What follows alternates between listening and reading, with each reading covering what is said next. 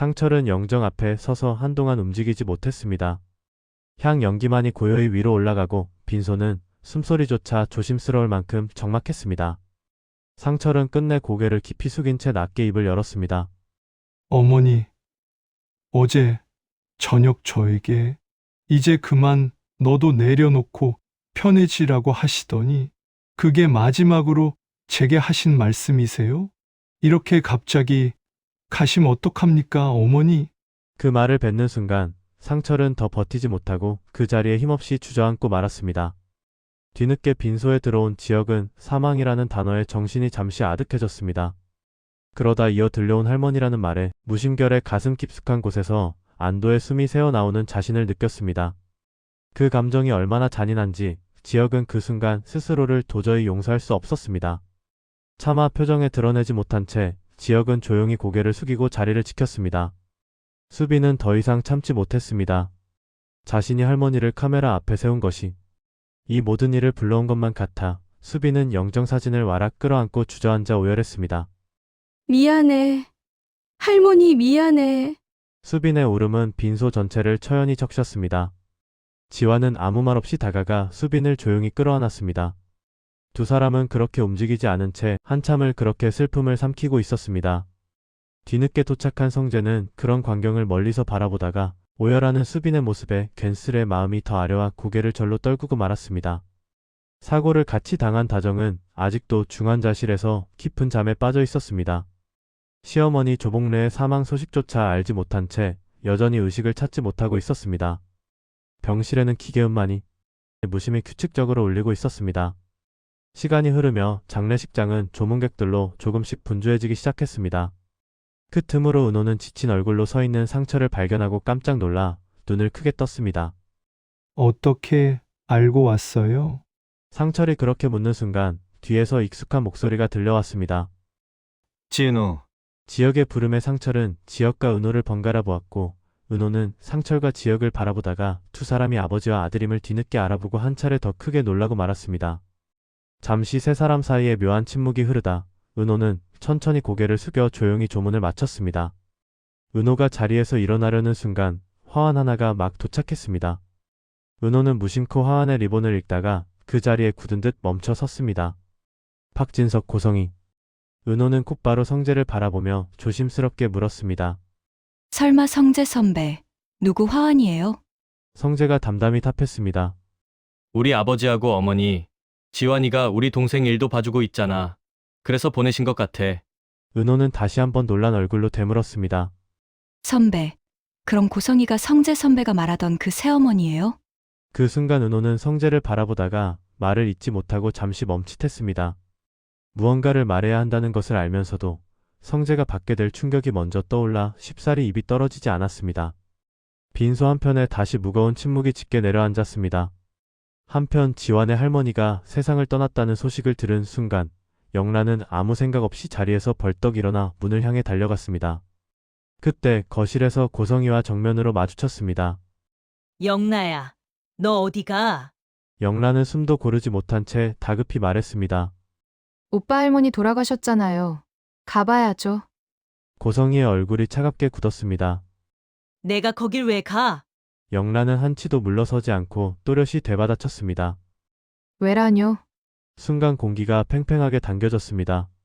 고성이는 낮고 날카로운 목소리로 말했습니다. 영나야, 너는 품격을 지켜. 영란은 곧바로 고개를 똑바로 들어 맞섰습니다. 엄마는 경우를 지키세요. 영라의 단호한 반항에 고성이는 잠시 말을 잇지 못하고 주춤했습니다. 그러나 곧 굳은 얼굴로 이를 악물듯 낮게 중얼거렸습니다. 저게 요즘 아주 정신을 못 차리는군. 이게 모두 이 실장 때문이야. 둘 다 가만히 안 둘 거야. 한 방에 둘 다 보내주겠어. 고성이의 시선이 어딘가를 차갑게 더듬다가 멈췄습니다. 어디 있더라? 탐정사무소 전화번호가? 그 순간에도 고성이의 마음속에는 오직 자신의 욕심만이 가득 자리하고 있었습니다. 그에게 자식이란 그저 목적을 이루기 위한 도구일 뿐이었습니다. 그 도구 중 가장 큰 고성이 계략의 주인공 아들 한우진. 우진의 수술은 다행히 무사히 끝나 회복 중이었습니다.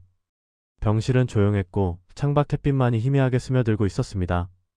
침대 곁에 서 있던 고성이는 우진을 천천히 내려다보며 흐뭇하게 미소를 지었습니다. 그 미소는 어딘가 지나치게 만족스러워 보였습니다. 그 모습을 지그시 바라보던 우진은 순간 몸서리를 치듯 눈을 피하며 냉소적으로 말했습니다. 모든 게 엄마 뜻대로 다 되셨네요. 비아냥이 짙게 섞인 말투였습니다. 고성이는 전혀 개의치 않은 채 담담히 대꾸했습니다. 그래. 이제 너만 건강해져서 성재를 이기기만 하면 돼. 우진은 잠시 침묵하다가 조심스럽게 물었습니다. 엄마는 제가 성재 형을 이길 수 있을 거라고 생각하세요? 고성이는 미소를 지우지 않은 채 단호하게 말했습니다. 그래. 내가 못할 게 뭐 있어. 더군다나 너는 구성의 아들인데. 그 말과 함께 고성이의 눈빛이 섬뜩하게 차갑게 빛났습니다. 우진은 그 눈빛과 미소를 바라보다가 무언가를 깊이 깨닫는 듯 천천히 시선을 돌렸습니다. 태어나면 반드시 이번엔 엄마에게 복수할 거야. 우진의 마음속에는 이미 오래전부터 엄마의 욕심으로 가득 채워진 분노가 끝없이 차오르고 있었습니다. 그 감정이 얼마나 짙고 깊은지 이제는 우진 자신도 더 이상 부정할 수 없었습니다. 장례식은 모두 끝났지만 다정은 여전히 깨어나지 못한 채 중환자실에 남아 있었습니다.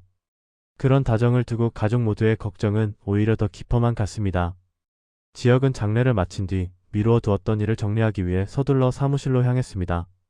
사무실에 들어서자 수정이 먼저 조심스럽게 말을 걸었습니다.